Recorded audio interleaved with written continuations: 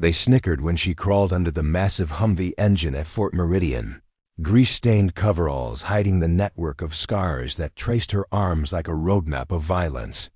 For 15 years, Cassandra Thorne had been just another mechanic in the motor pool, quiet, efficient, unremarkable to the endless stream of elite operators who brought their vehicles for repair. The Navy SEALs from Team Viper were no different, rolling their eyes when the base commander assigned some local contractor to fix their specialized reconnaissance vehicle before their next deployment.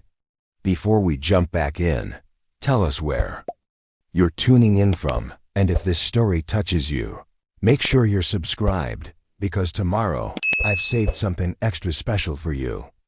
Great, another civilian who's going to take twice as long and charge us triple, muttered Lieutenant Commander Jake Morrison as he watched Cass approach their modified tactical vehicle. The machine was worth more than most people's homes, a cutting-edge hybrid engine system that powered advanced surveillance equipment, encrypted communications arrays, and enough electronic warfare capabilities to jam enemy signals for miles. It had broken down during a training exercise, leaving the 6-man team stranded and frustrated. Morrison's teammate, Chief Petty Officer Ryan Torres, shook his head as he observed Cass pulling on worn work gloves. Look at her, probably learned mechanics from YouTube videos. This isn't some suburban soccer mom's minivan lady. This is military-grade equipment that requires security clearance just to look at. Cass said nothing as she popped the hood, her weathered hands moving with practiced efficiency around the complex engine bay. The other SEALs gathered around, arms crossed, skepticism written across their faces. These were men who had operated in the most dangerous corners of the world, who trusted their lives to precision equipment and expert maintenance. Seeing their mission-critical vehicle in the hands of what appeared to be a small-town mechanic filled them with dread. 15 years, Staff Sergeant Alex Rodriguez whispered to his partner, loud enough for Cass to hear. 15 years of fixing pickup trucks and lawnmowers, and now she thinks she can handle military tech. We should have insisted on a certified military technician. Petty Officer First Class David Kim nodded in agreement. They probably gave us the cheapest option. You know how budget cuts work. They'll risk an entire operation to save a few $1,000s on proper maintenance. What none of them knew was that those 15 years hadn't been spent in some civilian garage fixing broken-down cars for weekend warriors. Cass Thorne had been fixing far more than engines during those years. She had been fixing herself, rebuilding a life that had been shattered in ways these elite operators couldn't imagine, carrying secrets that would make their classified missions seem like training exercises. The scars hidden beneath her long sleeves told stories of operations that didn't exist in any official records. Burns from explosive devices in unnamed desert compounds. Shrapnel marks from helicopter crashes in hostile territory. Blade cuts from close-quarters combat in places where civilized rules didn't apply. Each mark was a memory of missions so classified that even mentioning them would constitute treason. But to the SEALs of Team Viper, she was just another obstacle between them and their next deployment. They had no idea that the woman methodically checking their engines' diagnostic systems had once led missions that made their operations look routine. They couldn't know that her steady hands had once performed field surgery on wounded operators while under enemy fire, or that she had single-handedly extracted entire teams from situations that would have broken lesser warriors. "Ma'am, with all due respect," Morrison said, his tone dripping with condescension, "this vehicle contains sensitive technology. Are you sure you have the proper clearance to be working on it? Maybe we should wait for someone with actual military experience." Cass paused in her work, her hand resting on the engine block. For just a moment, something flickered in her eyes, a hardness that spoke of countless battles, of decisions made in split seconds under impossible pressure. But she simply returned to her diagnostic work, letting their assumptions wash over her like water off steel. The truth was that Cassandra Thorne held security clearances these SEALs could only dream of accessing. She had been briefed on operations that remained classified decades after completion. The civilian contractor label was carefully constructed cover, a way for someone who had given everything to her country to find peace in the simple, honest work of fixing things that were broken. None of them noticed the precise way she navigated the vehicle's complex systems, or how her fingers found connection points without consulting any manual. They missed the subtle recognition in her movements, the familiarity of someone who had worked on identical systems in forward operating bases where mechanics meant the difference between mission success and catastrophic failure. As Cass continued her methodical inspection, the SEALs' impatience grew. They had places to be, enemies to hunt, missions that couldn't wait for some small-town mechanic to figure out military technology. What they didn't realize was that their world was about to shift fundamentally. The moment Cass rolled up her sleeves to reach a deeper component, everything they thought they knew about capability, service, and sacrifice would be redefined, because sometimes the most dangerous warriors are the ones who choose to lay down their weapons. And sometimes, the scars that tell the real story are hidden beneath the coveralls of someone you'd never suspect of being a hero. The engine diagnostic was almost complete, and soon, very soon, Team Viper would discover that their assumptions about the quiet mechanic were about to cost them something far more valuable than time. Their preconceptions about what a warrior really looks like. Preparing and narrating this story took us a lot of time. So if you are enjoying it, subscribe to our channel. It means a lot to us. Now back to the story. For 3 hours, the SEALs of Team Viper watched Cassandra Thorne work with growing impatience and barely concealed disdain. Their modified reconnaissance vehicle, a machine worth millions and packed with technology that could change the outcome of entire operations, sat motionless while a civilian contractor poked around its engine bay with tools that looked like they belonged in a backyard garage. "This is insane," Torres muttered, pacing behind the vehicle. "We ship out in 18 hours, and we're trusting our lives to someone who probably learned everything she knows from a community college course." Morrison checked his watch for the 5th time in 10 minutes. "Command is going to have our heads if we miss deployment because some mechanic can't figure out military-grade equipment. We should have insisted on a certified technician from the start." But what they didn't know, what they couldn't possibly imagine, was that the quiet woman methodically diagnosing their vehicle's complex systems had once been the person other operators called when the impossible needed to be accomplished. The scars hidden beneath her work clothes weren't from accidents or mishaps. They were battle wounds earned in places that didn't exist on any official map during operations that would never appear in any history book. Soon, very soon, when those scars were finally revealed, everything these elite warriors thought they knew about courage, sacrifice, and what it truly meant to serve would be turned completely upside down. Because sometimes the most legendary operators are the ones who choose to disappear entirely. And sometimes the person you least suspect of being a hero has more combat experience than your entire team combined. The truth was about to surface, and when it did, Team Viper would realize they had been in the presence of someone whose reputation in certain circles was whispered with the kind of reverence reserved for legends. Fort Meridian stood as one of the military's most advanced training and deployment facilities, a sprawling complex where America's elite special operations forces honed their skills before heading into the world's most dangerous hot zones. Nestled in the rugged mountains of Colorado, the base housed everything from cutting-edge simulation centers to live-fire training ranges that replicated the urban warfare environments these warriors would face in hostile territory.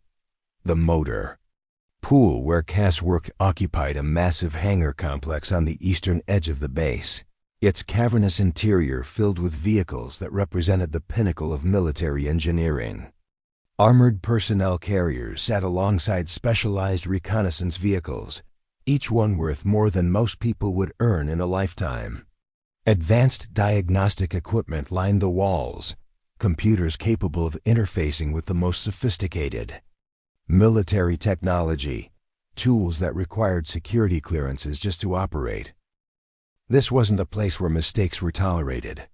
Every vehicle that rolled out of these bays carried the lives of America's finest warriors.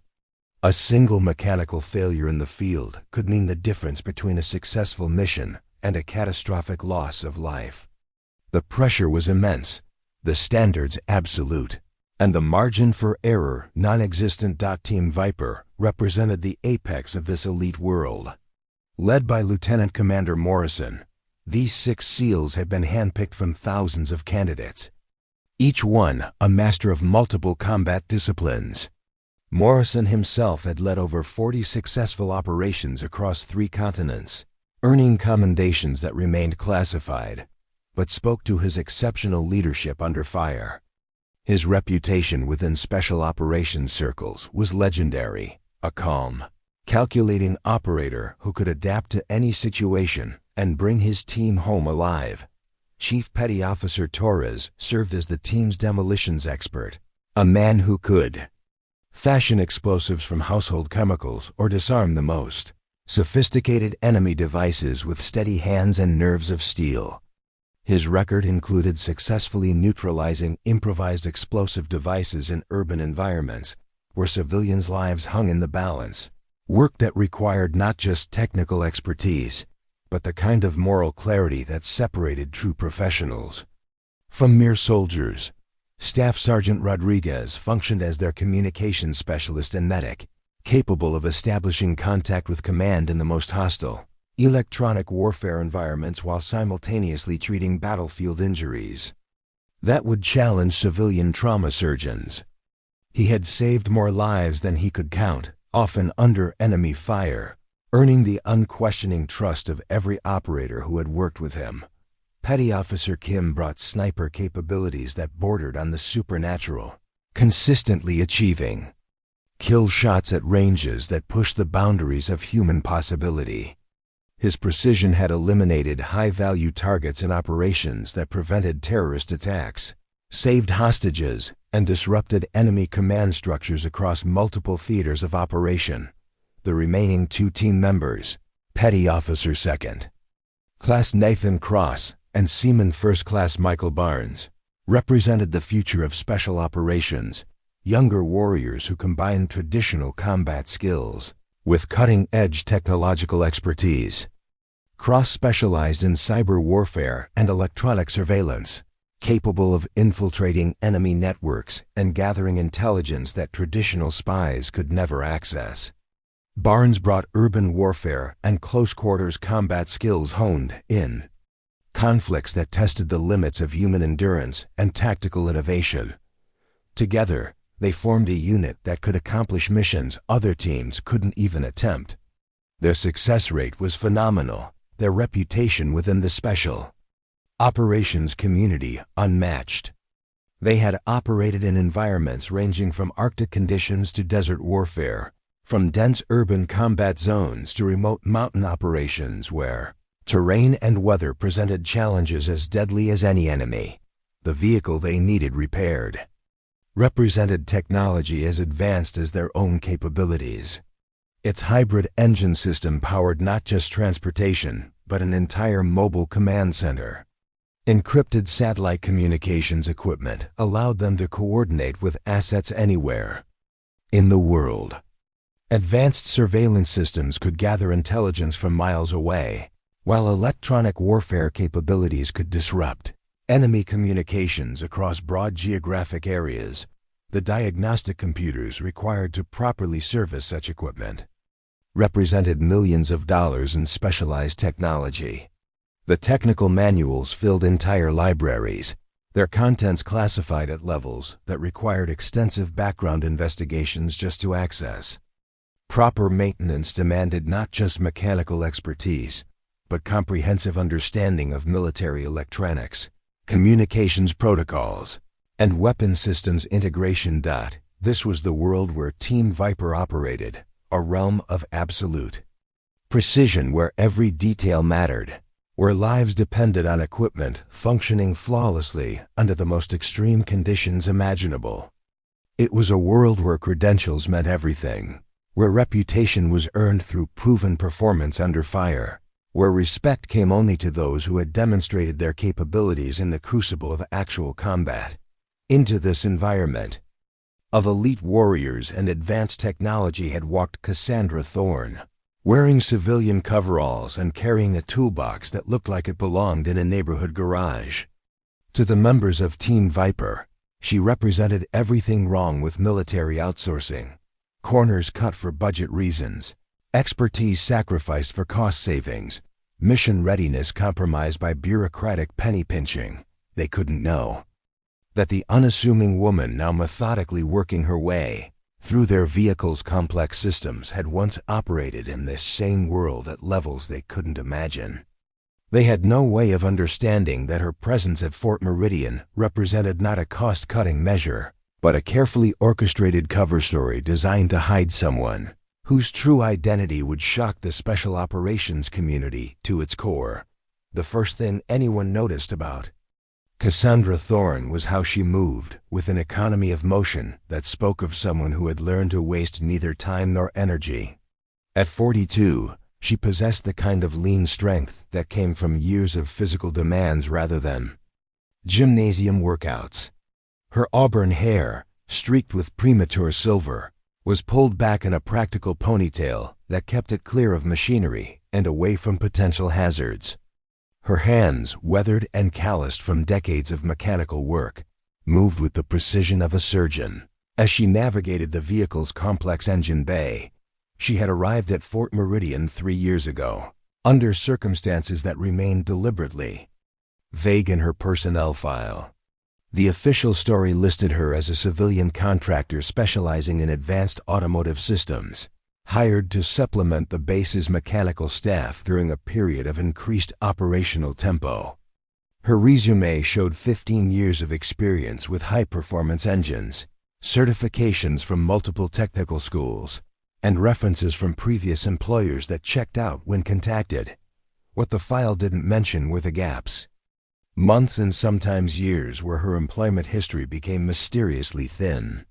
The references, while legitimate, came from people who seemed reluctant to discuss details about her work or the specific projects she had been involved in. Her security clearance, while appropriate for her current position, had been processed through channels typically reserved for individuals with far more sensitive backgrounds. Cass lived alone in a modest apartment just outside the base perimeter, driving a 15-year-old pickup truck that she maintained in perfect condition despite its age. Her neighbors described her as polite but private, the kind of person who helped when asked, but rarely initiated social contact. She attended community events occasionally, always standing slightly apart from groups, observing more than participating. Her workshop at home reflected the same methodical approach she brought to her work. Tools hung in precise arrangements, parts were cataloged and stored with military-grade organization, and every surface was kept spotlessly clean. Visitors, though there were few, often commented on how the space felt more like a professional facility than a hobbyist's garage. At Fort Meridian, Cass had quickly established herself as the person to see when conventional solutions failed. While other mechanics followed standard procedures and consulted technical manuals, she possessed an intuitive understanding of mechanical systems that bordered on the supernatural. Complex problems that stumped entire teams seemed to resolve themselves under her steady gaze and patient approach. Her diagnostic abilities were particularly noteworthy. Where others relied entirely on computerized testing equipment, Cass could often identify issues by sound, vibration, or simply the way an engine behaved under load. She would listen to machinery with the intensity of a musician tuning an instrument, her head tilted slightly as she processed auditory information that others couldn't even detect. The questions she asked during troubleshooting sessions revealed a depth of knowledge that surprised even experienced technicians. She would inquire about operational stresses that civilian contractors shouldn't have known existed, asking about desert performance parameters, high-altitude operation specifications, or electromagnetic interference patterns that spoke to familiarity with combat environments. Her work habits were equally distinctive. Cass arrived early and stayed late, often working alone in the vast hangar long after the standard shift had ended. Security cameras captured her moving through the facility during off hours, checking on vehicles that had been giving trouble, making minor adjustments that prevented larger problems from developing. She possessed an uncanny ability to prioritize repairs based on mission criticality rather than work order sequence. Somehow, she always seemed to know which vehicles were needed for urgent deployments and which could wait for scheduled maintenance. This intuition saved the base countless hours and prevented numerous mission delays, though she never explained how she acquired such insight into operational requirements. Her interactions with military personnel were professional but distinctly careful. She addressed officers with appropriate respect, but without the nervous deference typical of civilian contractors. When questioned about technical decisions, she provided clear explanations without appearing intimidated by rank or authority. There was something in her bearing that suggested she understood military hierarchy, not as an outsider learning the rules, but as someone who had once operated within those same structures. The younger mechanics who worked alongside her found themselves unconsciously seeking her approval, drawn to her quiet competence and steady presence. She taught by example rather than instruction, demonstrating techniques with a patience that spoke to someone who had once been responsible for training others under far more demanding circumstances. Cass never discussed her personal life or background, deflecting questions with polite but firm redirections toward work-related topics. She didn't participate in the casual conversations that filled break times, didn't share stories about weekend activities or family connections.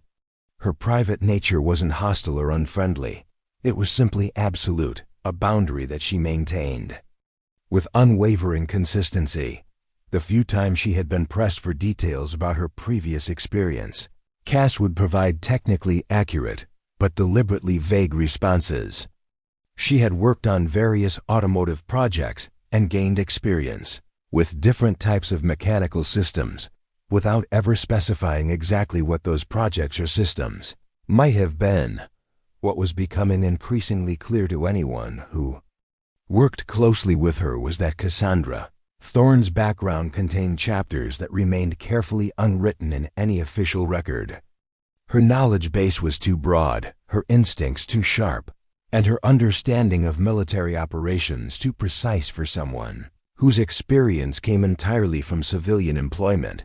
But to Team Viper, approaching their vehicle with mounting frustration and dwindling time before deployment, she was simply an obstacle, another example of the military's increasing reliance on civilian contractors who lacked the specialized knowledge necessary to maintain the sophisticated equipment their lives depended on.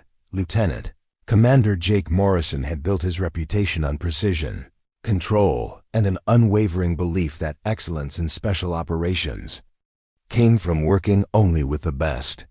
At 38, he commanded Team Viper with the kind of absolute authority that came from leading men through situations where split-second decisions meant the difference between life and death. His jaw was set in a permanent line of determination, his steel gray eyes constantly assessing threats and opportunities with the calculating intensity of a predator. Morrison's intolerance for what he perceived as incompetence wasn't personal. It was professional survival instinct honed by years of operations where substandard equipment or inexperienced personnel could result in catastrophic mission failure.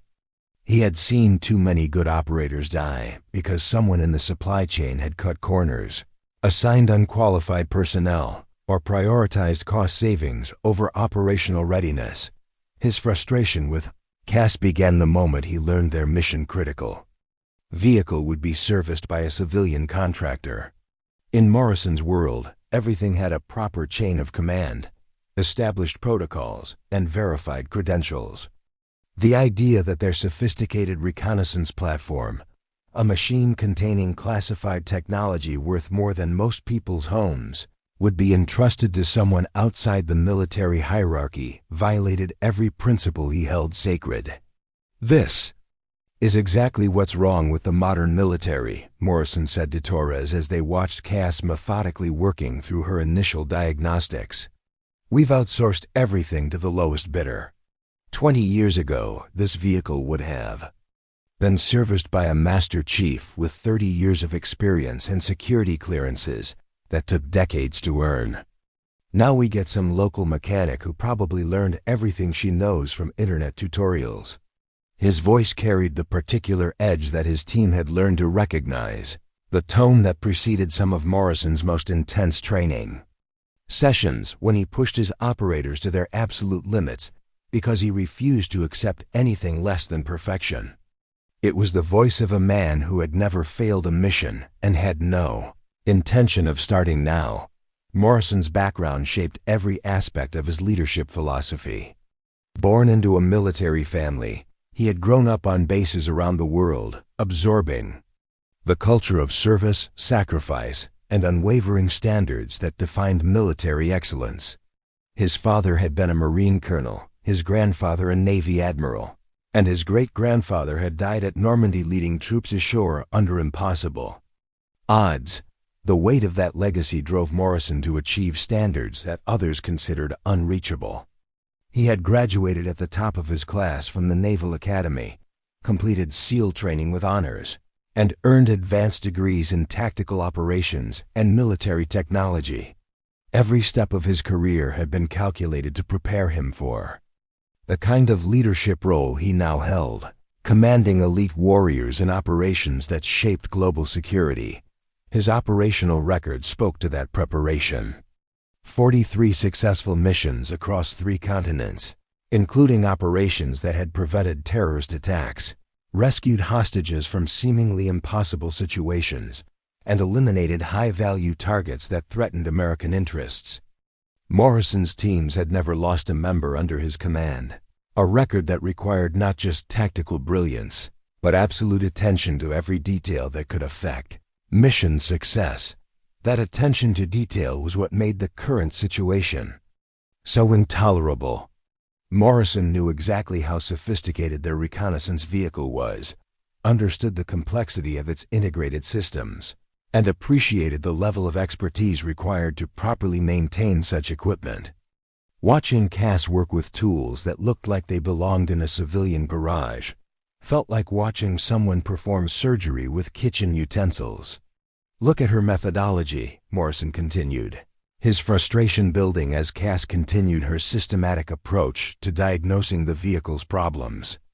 She's following some generic troubleshooting checklist, instead of understanding the specific integration requirements of military-grade electronics. This isn't a Honda Civic. You can't just swap out parts and hope everything works together. Torres nodded in agreement, though privately he was beginning to notice something odd about Cass's approach. Her movements seemed too confident, too precise for someone supposedly unfamiliar with military technology. But Morrison's intensity made it difficult to voice such observations without appearing to question his judgment.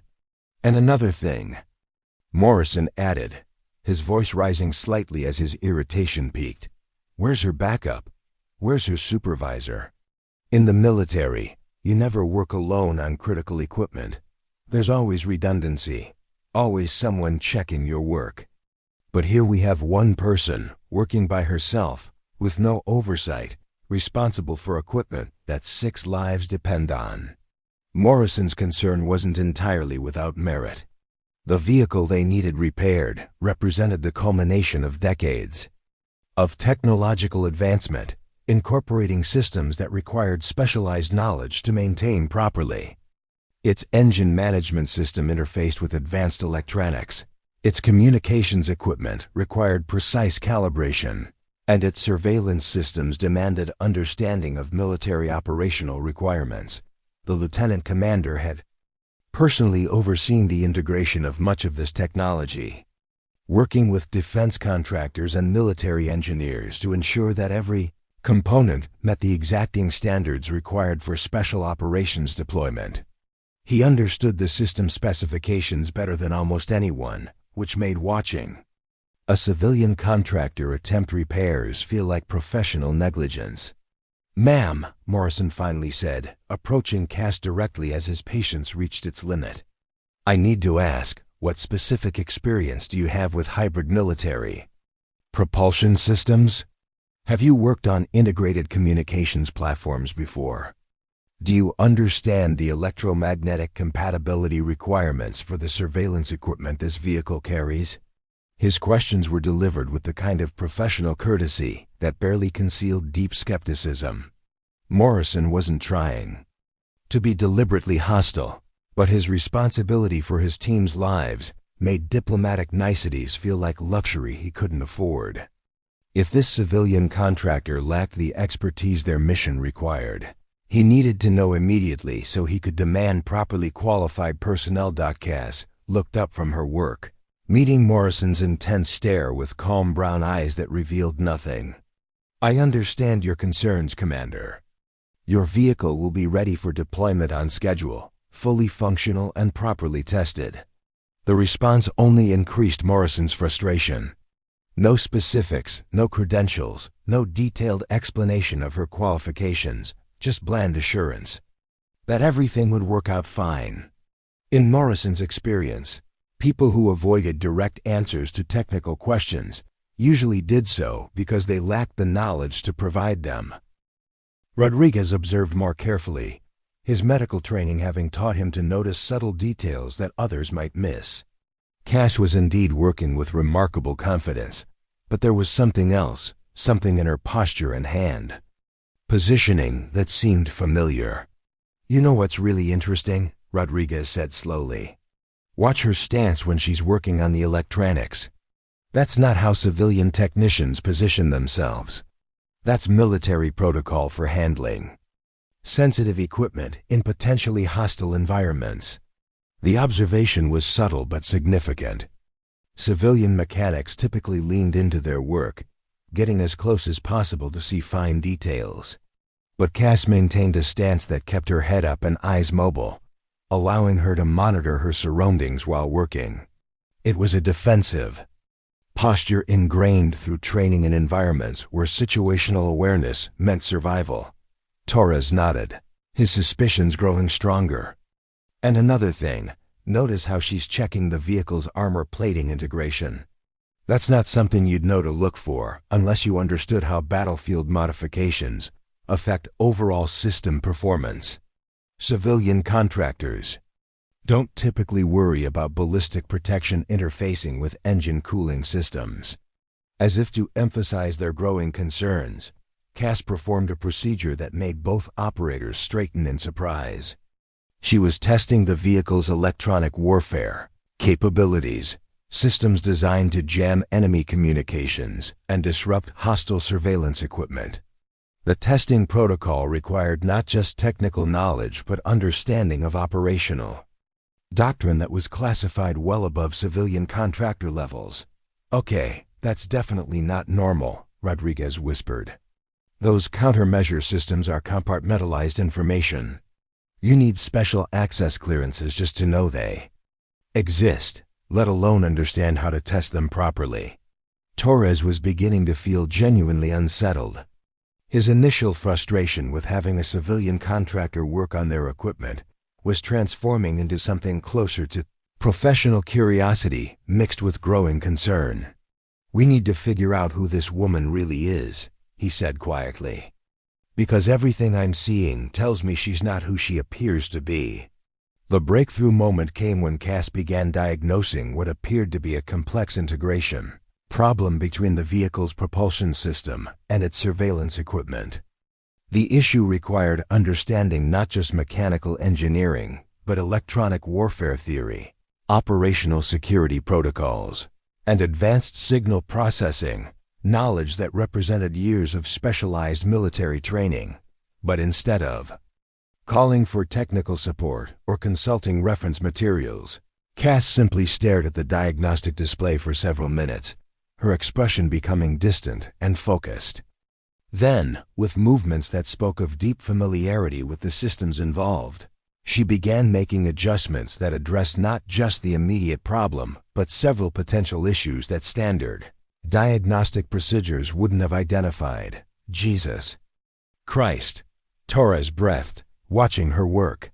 She's not just fixing the primary malfunction, she's performing predictive maintenance on systems that won't show problems for months. That level of diagnostic capability doesn't come from civilian training. That comes from years of field experience with this exact type of equipment. Rodriguez was equally amazed. Look at her tool handling when she's working with the classified components. She's following contamination protocols that aren't written down anywhere. They're passed along through operational experience. No civilian contractor would know those procedures. The most revealing moment came when Cass began testing the vehicle's threat detection systems. These sensors were designed to identify incoming hostile fire, electronic surveillance attempts, and chemical-biological hazards, capabilities that were among the most closely guarded secrets in military technology. But Cass configured the testing parameters with the kind of expertise that suggested intimate familiarity with exactly how these systems would be employed in actual combat operations. She knows operational deployment profiles, Torres realized with growing amazement. She's not just testing whether the systems work, she's testing whether they'll work under specific combat conditions. That requires understanding mission parameters that we haven't even been briefed on yet. Rodriguez shook his head in bewilderment. Who is this woman? Because she's definitely not some civilian mechanic who learned everything from technical manuals. The way she's handling our equipment suggests she's worked with identical systems in operational environments. As they continued watching, more details emerged that challenged every assumption they had made about their supposedly inexperienced contractor. Cass's familiarity with military protocols, her intuitive understanding of combat vehicle requirements, and her apparent access to technical knowledge that should have been far above her clearance level all pointed to a background that differed dramatically from her official personnel file. Torres made a decision that would prove significant in the hours to come. I'm going to have a conversation with her, he told Rodriguez quietly. Something's not adding up here, and I want to know what we're really dealing with. But before he could approach Cass, Morrison's voice cut across the hangar with the sharp edge of command authority, calling the team together for what would prove to be a confrontation that changed everything. The tension in the hangar reached a breaking point when Cass began accessing systems that should have been impossible for her to even know existed.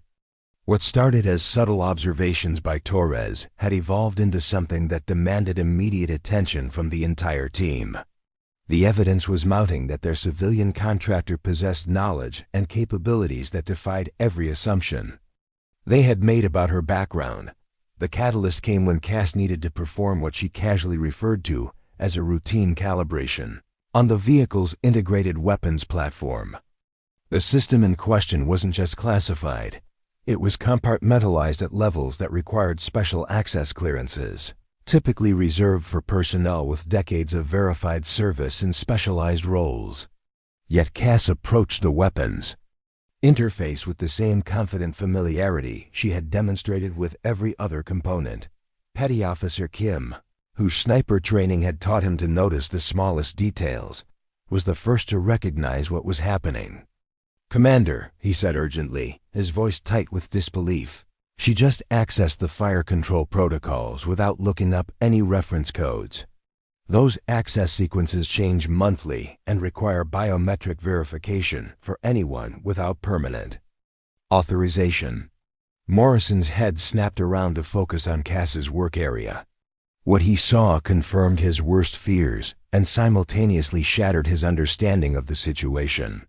Cass was navigating through weapons system diagnostics that required not just technical knowledge but operational experience with live-fire scenarios. The testing protocols she was following weren't written in any manual. They were developed through years of combat deployment and passed along only to personnel who had proven themselves under fire. "That's impossible," Morrison said, but his voice lacked conviction. The evidence before his eyes was undeniable, even as it contradicted everything in Cass's official file. How is she accessing those systems?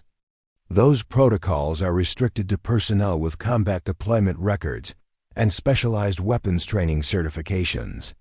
Barnes, the team's youngest member, had been watching Cass with the fascination of someone witnessing expertise he didn't fully understand but could recognize as exceptional.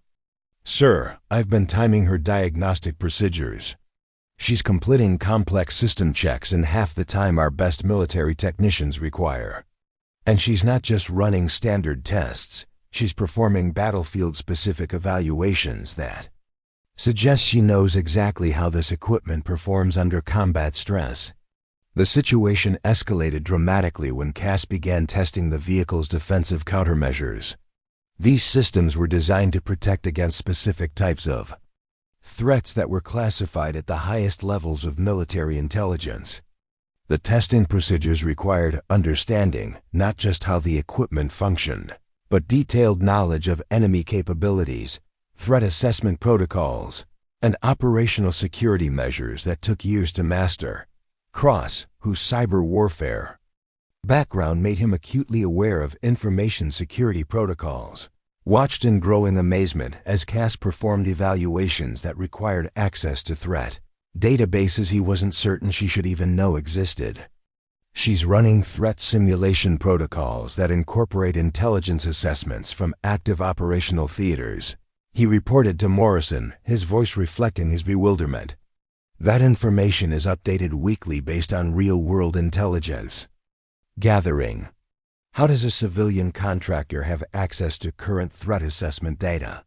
Morrison's frustration was transforming into something approaching professional alarm. The implications of what they were witnessing extended far beyond a simple maintenance issue.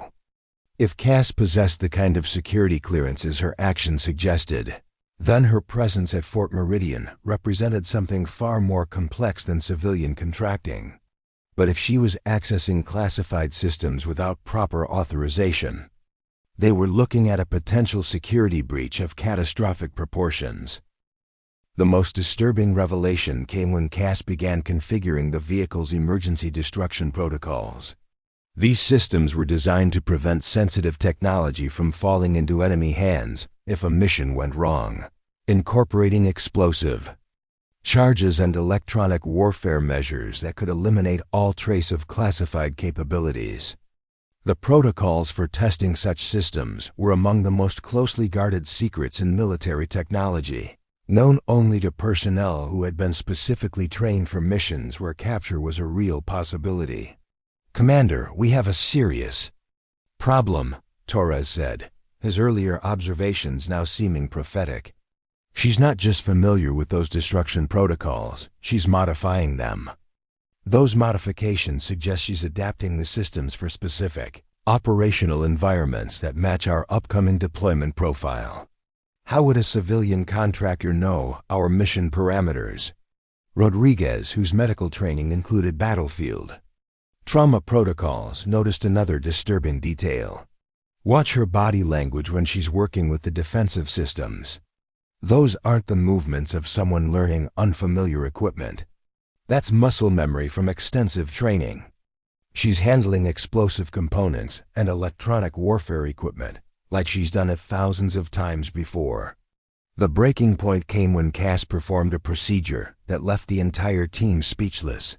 She accessed the vehicle's black box system, a classified recording device that captured operational data for post-mission analysis and intelligence evaluation. The access codes for such systems were among the most restricted in the military, changed frequently, and known only to personnel with the highest levels of security clearance and proven operational necessity. Cass didn't just access the system. She began downloading historical data that revealed mission profiles from previous deployments. The information she was reviewing included operational routes, threat assessments, and tactical decisions that represented some of the most sensitive intelligence in military databases. Her review of this data wasn't casual examination, it was the systematic analysis of an experienced operator evaluating lessons learned from previous missions. "She's studying our operational history," Kim reported, his sniper training making him acutely aware of the intelligence value of the information Cass was accessing. "She knows our deployment patterns, our tactical preferences, and our response protocols. That level of operational intelligence would be invaluable to hostile forces, but it's also exactly what you'd expect someone to review if they were preparing to ... Kim's voice trailed off as the implications of his observation became clear. The systematic way Cass was reviewing their operational data wasn't the behavior of someone trying to steal intelligence. It was the methodical preparation of an experienced operator getting ready to deploy with a team whose capabilities and limitations she needed to understand completely. Morrison's world was rapidly shifting as he struggled to reconcile what he was witnessing with everything he thought he knew about their situation. The woman he had dismissed as an inexperienced civilian contractor was demonstrating familiarity with classified systems that suggested a background in special operations at levels that might exceed his own experience. "We need answers," Morrison said finally, his command voice cutting through the team's growing confusion and concern. "And we need them now, before this situation gets completely out of control." But even as he spoke, Morrison was beginning to suspect that the answers they were about to receive would challenge everything he thought he knew about military hierarchy, operational security, and the true nature of the woman who had been quietly working on their equipment while they assumed she was nothing more than a civilian contractor in over her head. The emergency alarm that shattered the afternoon quiet at Fort Meridian came without warning, its piercing wail cutting through the normal sounds of base operations like a blade through silk. The automated voice that followed sent a chill through every person within earshot. "Code Black alert. Multiple hostile aircraft detected on approach vector. All personnel to emergency stations. This is not a drill. Repeat, this is not a drill." Morrison's blood went cold. Code Black was reserved for imminent attack scenarios situations where hostile forces had penetrated all outer defensive perimeters and were actively engaging the base. In his 12 years of service, he had never heard a genuine Code Black alert at a major U.S. installation. Training exercises, yes, but never the real thing. The implications were staggering. Somehow, enemy aircraft had managed to approach Fort Meridian undetected by multiple layers of sophisticated early warning systems. Within seconds, the hangar transformed into controlled chaos. Emergency lighting bathed everything in harsh red illumination while blast barriers began their automated descent to protect critical equipment. The massive overhead doors started their emergency closure sequence, designed to prevent enemy aircraft from targeting high-value assets. Warning klaxons echoed from every corner of the facility as personnel rushed to predetermined defensive positions. Team Viper, immediate deployment. Morrison barked into his radio while simultaneously assessing their tactical situation. Their reconnaissance vehicle, the machine Cass had been working on, represented their only chance of reaching their assigned defensive sector in time to make a difference. The base's integrated defense plan required rapid deployment of all special operations assets to predetermined positions, where they could coordinate with incoming air support and ground-based missile systems, but their vehicle was still partially disassembled, its diagnostic panels open and key systems in various stages of testing and calibration. Under normal circumstances, reassembling and certifying such complex equipment would require hours of careful work. They had minutes at most before the approaching threat made movement impossible. "Ma'am!" Morrison shouted to Cass over the screaming. "Alarms! We need this vehicle operational immediately." "How long for emergency startup procedures?" Cass's response was immediate and decisive. "Give me 90 seconds, she said, her voice cutting through the chaos with absolute certainty. But instead of the frantic activity Morrison expected, Cass moved with deliberate precision, her hands flowing across the vehicle systems with choreographed efficiency that seemed to defy the urgency of their situation. What happened next challenged everything the SEALs thought they understood about mechanical expertise. Cass didn't consult any references or follow standard procedures. Instead, she began performing what could only be described as combat-ready emergency startup protocols, procedures that weren't written in any civilian manual because they had been developed specifically for battlefield conditions where speed mattered more than following established safety margins. Her fingers flew across multiple control interfaces simultaneously, bypassing standard diagnostic sequences and implementing rapid start procedures that should have been impossible for someone without extensive combat deployment experience. She was hot-wiring systems that typically required lengthy initialization sequences, overriding safety protocols that existed to prevent exactly the kind of aggressive startup she was performing. How is she doing that?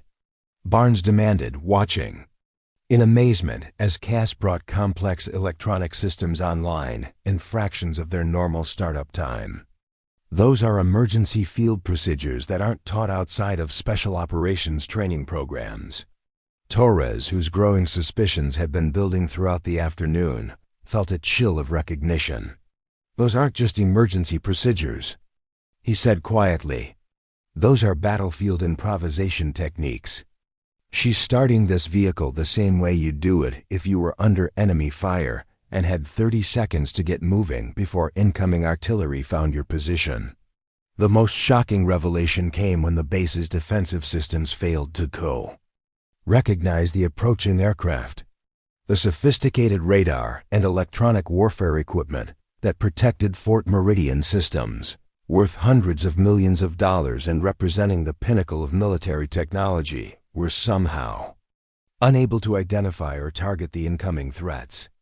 The enemy had achieved what should have been impossible: complete electronic dominance over one of America's most heavily defended installations. But Cass seemed neither surprised nor concerned by this development. Instead, she accessed the vehicle's own defensive systems and began implementing countermeasures that suggested she understood exactly what kind of electronic warfare attack they were facing. Her fingers moved across control interfaces with the confidence of someone who had dealt with identical situations before, implementing defensive protocols that weren't part of any standard operating procedure. She knows what's happening, Cross realized with growing amazement. She's not panicking or following emergency checklists. She's responding to a specific type of attack that she's encountered before. Those countermeasures she's implementing are designed to defeat exactly the kind of electronic warfare we're experiencing. Morrison found himself facing a moment of decision that would define not just the next few minutes, but potentially the outcome of whatever attack Fort Meridian was facing. The evidence before his eyes was undeniable. The woman he had dismissed as an inexperienced civilian contractor was demonstrating capabilities that suggested extensive combat experience with exactly the type of sophisticated warfare they were now confronting.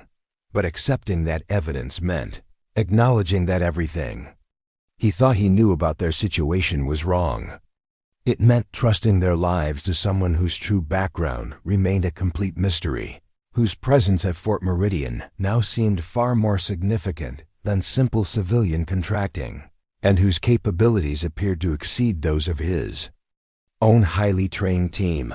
The decision was made for him when Cass completed her emergency startup procedures and the vehicle systems came online with the efficiency that bordered on the miraculous. Every indicator showed green, every system reported full operational status, and the sophisticated electronics that had taken hours to diagnose were now functioning flawlessly. "Vehicle ready for immediate deployment," Cass announced, her voice carrying the calm authority of someone who had managed crisis situations before. All systems operational and optimized for electronic warfare environment.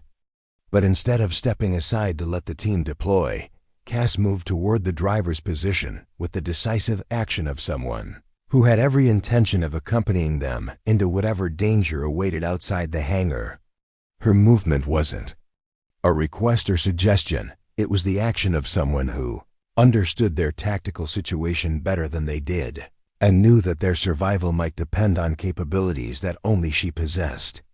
"Ma'am, you can't," Morrison began. But his objection was cut short by another announcement over the base communication system. "All defensive positions report electronic warfare interference preventing target acquisition. Hostile aircraft maintaining. Approach. Impact estimated in 4 minutes." Time had run out for questions, doubts, or adherence to normal protocols. Whatever was happening at Fort Meridian, and whoever Cassandra Thorne really was, the next few minutes would reveal truths that would change everything. The SEALs of Team Viper thought they knew about their world. What happened next would be burned into the memory of every member of Team Viper for the rest of their lives. As they raced toward their defensive position in the reconnaissance vehicle that Cass had impossibly restored to full operational status, the hostile aircraft began their attack run on Fort Meridian. The base's sophisticated defensive systems remained compromised, unable to achieve target lock on enemies that seemed to exist in some electronic blind spot that rendered America's most advanced military technology useless. But the vehicle they were riding in was different. As soon as they cleared the hangar, Cass activated countermeasures that should have been impossible for their equipment to possess. The electronic warfare suite came online with capabilities that exceeded anything in the vehicle's official specifications, generating defensive patterns that not only protected them from the enemy's jamming, but began actively disrupting the attackers' own systems. "How is this possible?" Morrison shouted over the sound of explosions that were beginning to rock the base. "Our equipment shouldn't be able to penetrate their electronic warfare screen, but we're cutting through their defenses like they don't exist." Cass's response came not in words, but in actions that revealed capabilities no civilian contractor should have possessed. With one hand maintaining perfect control of the vehicle as they navigated through the chaos of the base under attack, she used her other hand to operate the advanced electronic warfare systems with the fluid expertise of someone who had done this exact thing countless times before. The first impossible thing Torres noticed was her driving. This wasn't the cautious navigation of someone operating unfamiliar military equipment. This was the aggressive, tactical driving of someone who understood exactly how to extract maximum performance from specialized reconnaissance vehicles under combat conditions. She was taking corners at speeds that should have been impossible, maintaining stability over terrain that would challenge experienced military drivers, all while simultaneously managing complex electronic systems. But it was what happened when they reached their assigned defensive position that shattered every assumption they had made about their situation. As enemy aircraft screamed overhead, their electronic warfare systems still somehow invisible to base defenses, Cass brought their vehicle to a tactical halt behind cover and immediately began implementing defensive measures that went far beyond the equipment's supposed capabilities. The transformation was stunning. Gone was any pretense of being an uncertain civilian contractor. Cass operated the vehicle's systems with the precision of a master craftsman, her hands moving across control interfaces with muscle memory that spoke of thousands of hours of identical training. She activated defensive screens that provided their position with protection levels that exceeded anything Morrison had seen in 12 years of special operations. "Target acquisition locked," Cass announced, her voice carrying the calm authority of someone who had commanded similar situations before. "Multiple hostile aircraft identified. Preparing defensive counterstrike." Morrison's world tilted. "Counterstrike? This is a reconnaissance vehicle, not an attack platform. We don't have offensive capabilities." Cass's response was to activate systems that, according to every specification sheet and technical manual, simply didn't exist. Advanced targeting computers came online, Weapon systems that weren't supposed to be installed revealed themselves, and their supposedly non-combat vehicle transformed into a defensive platform that rivaled dedicated military attack systems. The revelation of hidden weapon systems was shocking enough, but what truly astounded the SEALs was Cass's expertise in operating them. She acquired targets with the precision of someone who had trained extensively on identical equipment, implemented firing solutions that incorporated variables only experienced combat operators would consider, and coordinated their defensive actions with other base elements in ways that suggested intimate familiarity with Fort Meridian's integrated defense protocols. "Engaging primary targets," Cass announced, and suddenly the air around them erupted with defensive fire that was perfectly coordinated with base defense systems that moments before had been completely ineffective. But now, with Cass somehow integrating their vehicle into the larger defensive network, the entire base's military capability seemed to have been restored and amplified. The impossible accuracy of their defensive fire was what finally convinced Rodriguez that they were witnessing something extraordinary. The targeting solutions Cass was implementing weren't just effective, they were perfect, accounting for variables that would challenge the most sophisticated military computers and incorporating real-time tactical assessments that demonstrated understanding of aerial combat at levels typically reserved for pilot training programs. "She's not just operating our defensive systems," Cross realized with growing amazement. "She's coordinating the entire base defense network. Somehow she's broken through the enemy's electronic warfare screen and restored our ability to target their aircraft." But the most shocking revelation came when Cass began issuing tactical directives to other defensive units across the base. Her commands were transmitted through military communication channels that required security clearances far above civilian contractor levels, using protocols that were updated regularly and known only to personnel with active operational responsibilities. "All units, this is Raven 7, Cass transmitted, her voice carrying across multiple communication frequencies with the authority of someone whose call sign was recognized throughout the military chain of command. Implementing pattern delta defensive coordination. All ground units adjust targeting solutions for electronic warfare environment compensation." Morrison felt the bottom drop out of his understanding of reality. Raven 7 wasn't just any call sign. It was a designation reserved for personnel with command authority over integrated defense operations.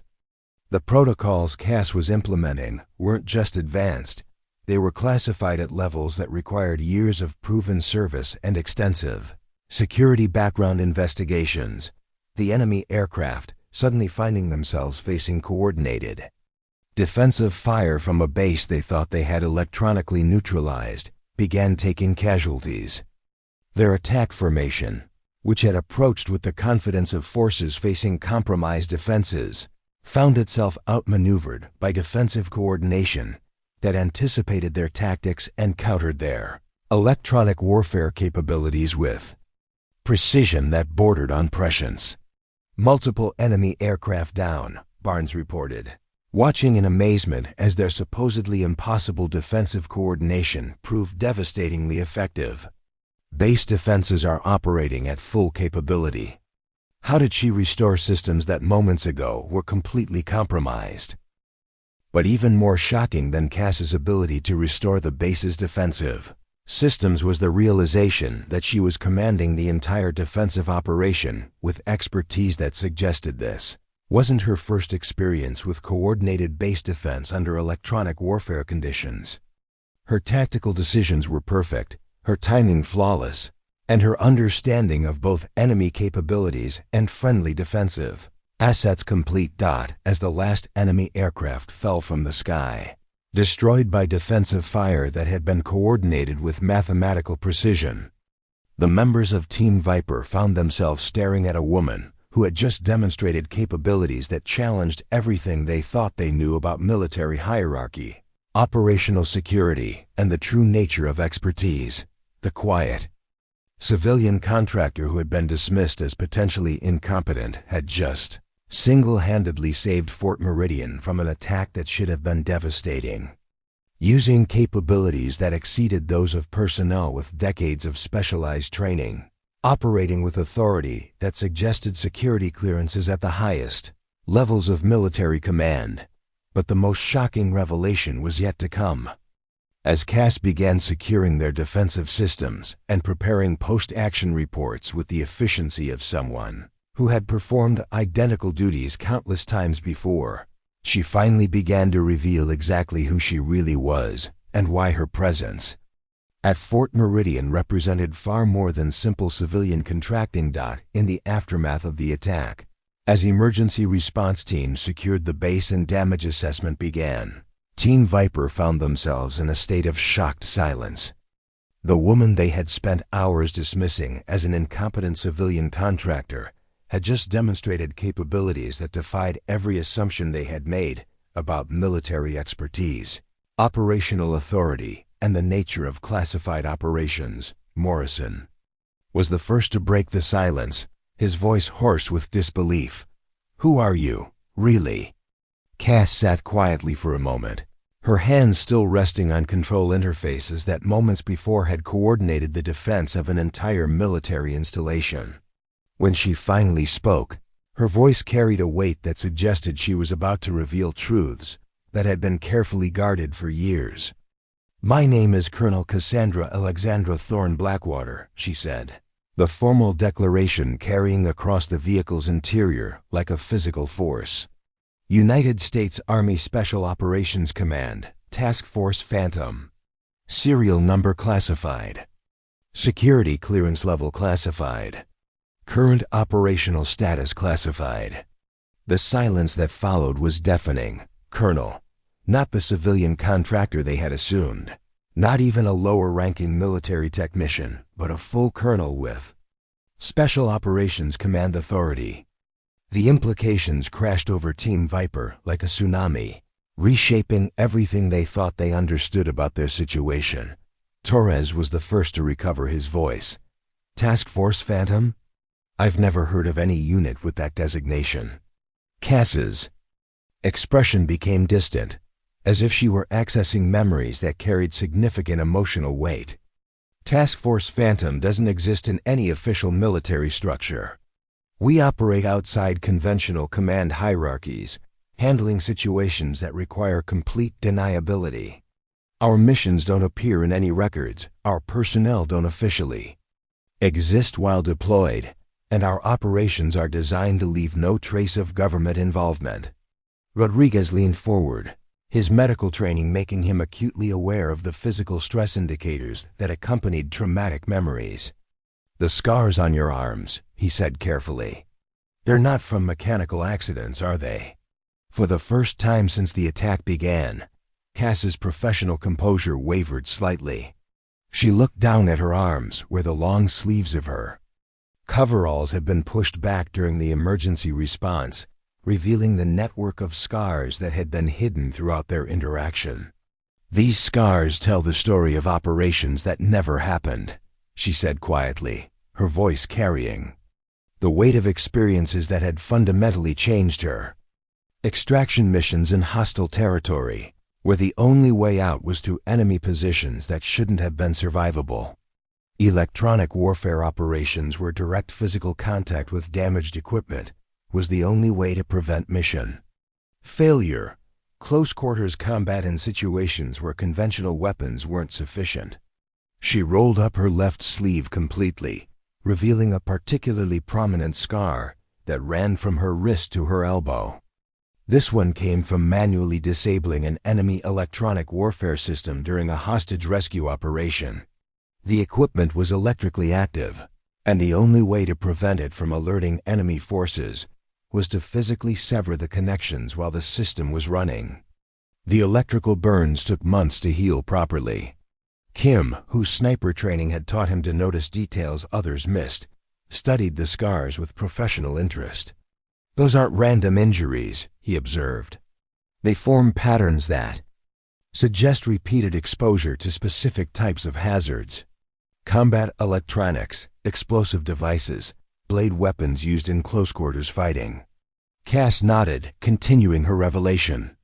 Task Force Phantom specializes in operations that combine advanced technical expertise with direct action capabilities. We're deployed when situations require both electronic warfare skills and the ability to engage enemy forces in close combat. Our training incorporates mechanical engineering, computer systems expertise, weapons proficiency, and tactical leadership. Morrison struggled to process the magnitude of what he was learning. How long have you been with this unit? 15 years of active operations, Cass replied. Before that, 7 years with conventional special operations, 3 years with military intelligence, and 2 years with advanced technical training programs. My background includes mechanical engineering, computer science, electronic warfare, tactical command, and specialized training in operations that don't have official names. Barnes, whose youth made him more adaptable to paradigm shifts, asked the question that was on everyone's mind. If you're a colonel with that kind of background, what are you doing at Fort Meridian working as a civilian contractor? Cass's expression became carefully neutral, suggesting she was about to reveal information that remained sensitive despite her decision to disclose her true identity. Task Force Phantom operates using deep cover assignments that can last for years. My presence at Fort Meridian wasn't civilian contracting. It was an extended surveillance and assessment mission designed to evaluate base security, personnel, reliability, and operational readiness under various scenarios. The revelation hit Team Viper like a physical blow. Their mysterious civilian contractor hadn't been an outsider struggling with unfamiliar military technology. She had been an experienced special operations officer conducting a systematic evaluation of their capabilities, their security protocols, and their readiness to handle crisis situations. The attack today wasn't random, Torres realized, the implications becoming clear. You knew it was coming. Cass nodded grimly. Task Force Phantom had intelligence indicating that hostile forces had developed electronic warfare capabilities, specifically designed to neutralize base defense systems at installations like Fort Meridian. Today's attack was a field test of both their capabilities and our defensive countermeasures. Cross, whose cyber warfare background made him sensitive to information security implications, understood the broader picture. The modifications you made to our vehicle, the hidden weapon systems, the advanced electronic warfare equipment, none of that was standard issue. You had been preparing for this specific scenario. For 3 years, Cass confirmed. My cover assignment included gradually upgrading defensive capabilities across the base while maintaining the appearance of routine maintenance and civilian contracting. The vehicle you thought I was simply repairing had been systematically modified to serve as a mobile command platform capable of coordinating base defense under electronic warfare conditions. Rodriguez shook his head in amazement. Every assumption we made about you was wrong. Your expertise, your authority, your purpose here, everything. Cass's expression softened slightly, revealing something approaching empathy for their confusion. The assumptions you made were exactly what my cover identity was designed to encourage. Successful deep cover operations require that even military personnel with high security clearances accept the false identity without question. Morrison, whose leadership training had taught him to adapt quickly to changing situations, began to understand the broader implications. How many other civilian contractors at Fort Meridian are actually special operations personnel conducting long-term surveillance missions? That information remains classified, Cass replied, but her slight smile suggested that Team Viper's assumptions about base personnel might require significant revision. As the magnitude of the revelation settled over Team Viper, they began to understand that their encounter with Colonel Cassandra Thorne Blackwater represented far more than a case of mistaken identity.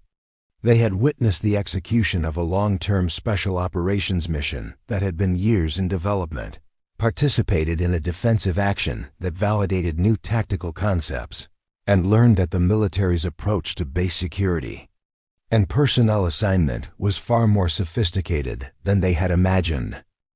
The scars on Cass's arms weren't just evidence of past injuries. They were proof of a level of service and sacrifice that challenged their understanding of what military dedication truly meant. 6 months after the attack on Fort Meridian, Team Viper found themselves operating in a classified location that officially didn't exist, working alongside Task Force Phantom on missions that would never appear in any historical record. The events of that afternoon had fundamentally changed not just their understanding of military operations, but their appreciation for the depth of dedication that true service required. Morrison, now serving as liaison between conventional special operations and Task Force Phantom's classified missions, had undergone a transformation that went far beyond professional development. The arrogance that had once defined his leadership style had been replaced by a humility born from recognizing that expertise often existed in forms he had never expected to encounter. His new role required him to identify and recruit personnel whose capabilities exceeded conventional military training, individuals whose backgrounds defied standard categorization. "The hardest lesson I learned," Morrison confided to his former teammates during a rare moment when operational security permitted such conversations, was that I had been measuring competence by the wrong standards. I was looking for credentials and official recognition instead of actual capability. Colonel Thorne Blackwater taught me that the most dangerous operators are often the ones who have learned to hide their expertise so completely that even experienced military personnel can't recognize it. Torres had been assigned to work directly with Colonel Thorne Blackwater on developing new surveillance protocols that incorporated the lessons learned from her 3-year deep cover operation. His natural observational skills, which had first detected the inconsistencies in her civilian contractor identity, now served a broader purpose in identifying potential security vulnerabilities that conventional assessment methods missed. Working with the colonel has completely changed how I evaluate people and situations, Torres explained to Rodriguez during one of their joint training exercises. She operates on levels of analysis that incorporate variables most of us never consider. Her ability to maintain perfect cover while simultaneously gathering intelligence and preparing defensive countermeasures required compartmentalizing different aspects of her identity in ways that challenge everything we thought we knew about undercover operations.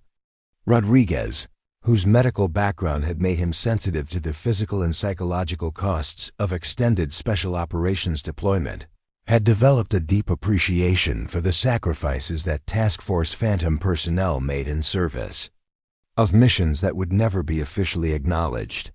His new role involved developing support protocols for operators whose extended deep cover assignments created unique health and wellness challenges. The scars on Colonel Thorne Blackwater's arms represent just the visible evidence of her service, Rodriguez observed. The psychological demands of maintaining false identity for years while preparing for operations that might never occur require levels of mental discipline that exceed anything taught in conventional military training. Understanding those costs has made me far more effective at recognizing and supporting personnel who are carrying burdens that can't be discussed openly. Kim had been recruited into a specialized program that combined his sniper expertise with electronic warfare training, preparing him for operations that required precision engagement capabilities in environments where conventional targeting systems were compromised. His work with Task Force Phantom had taught him that true expertise often required mastering seemingly unrelated skills that could be integrated when circumstances demanded unconventional solutions. Colonel Thorne Blackwater's ability to seamlessly combine mechanical expertise, electronic warfare capabilities, tactical command, and direct action skills challenged my understanding of specialization, Kim reflected. I had been trained to be exceptionally good at one thing, But she demonstrated that the most complex operations require personnel who can excel at multiple disciplines simultaneously. Cross had discovered that his cyber warfare background made him particularly valuable for developing the kind of integrated defense systems that had proven so effective during the attack on Fort Meridian. His new assignments involved creating defensive networks that could function under electronic warfare conditions that would neutralize conventional military technology. The attack on Fort Meridian proved that our enemies are developing capabilities that can neutralize our most advanced defensive systems, Cross explained. Colonel Thorne Blackwater's countermeasures worked because they incorporated redundancies and alternative approaches that weren't dependent on the systems our enemies had learned to defeat. That's taught me to design defensive networks that can maintain effectiveness even when primary systems are compromised. Barnes, whose youth had made him most adaptable to the paradigm shifts that working with Task Force Phantom required, had been selected for advanced training that would prepare him for deep cover operations similar to Colonel Thorne Blackwater's assignment at Fort Meridian. His education in the complexities of long-term surveillance missions had given him profound respect for the personnel who sacrificed normal military careers to serve in roles that would never receive public recognition.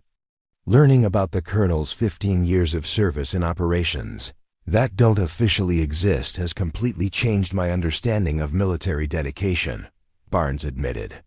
She gave up the recognition, advancement, and normal career progression that most military personnel expect in order to serve in roles that required her to appear less capable than she actually was.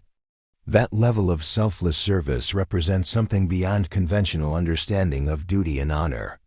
The broader implications of Colonel Thorne Blackwater's revelation extended far beyond Team Viper's personal development. The success of her deep cover operation had validated new approaches to base security, personnel assessment, and integrated defense systems that were being implemented across multiple military installations. Her methodical preparation for electronic warfare attacks had provided critical intelligence about enemy capabilities and effective countermeasures that enhanced defensive protocols throughout the military. Perhaps most importantly, her example had prompted a fundamental reevaluation of how military personnel assessed competence, expertise, and the value of different types of service. The assumption that capability could be measured by rank, credentials, and official recognition had been replaced by understanding that the most critical contributions often came from personnel whose true abilities remained carefully hidden. The lesson that will stay with me forever, Morrison concluded as he prepared for his next classified deployment, is that courage, expertise, and dedication don't always announce themselves with fanfare and official recognition. Sometimes the most heroic service involves people who choose to work in the shadows, who accept being underestimated and dismissed, because their mission requires them to appear ordinary while accomplishing the extraordinary. The story of Colonel Cassandra Thorne Blackwater had become more than just an example of mistaken assumptions. It had evolved into a fundamental reminder that in a world where threats were becoming increasingly sophisticated, the military's most valuable assets might be the personnel, whose true capabilities remained invisible until the moment when everything depended on their expertise. 6 months later, whenever members of Team Viper encountered someone whose background didn't quite match their apparent role, whose expertise seemed surprisingly deep, or whose questions revealed knowledge that exceeded their supposed experience, they remembered the afternoon when a quiet woman in coveralls had saved their lives and taught them that sometimes the most dangerous warriors are the ones who have learned to hide their weapons completely. From which city are you watching this story today? If this tale of hidden strength and unexpected heroes resonated with you, consider subscribing for more stories about the extraordinary people who serve in roles that don't seek recognition. Your support helps us continue sharing stories about the quiet professionals who protect us all, often while appearing to be nothing more than ordinary people doing ordinary jobs. Because sometimes the person fixing your equipment has already saved your life. You just don't know it yet. Up next, you've got 2 more standout stories right on your screen. If this one hit the mark, you won't want to pass these up. Just click and check them out.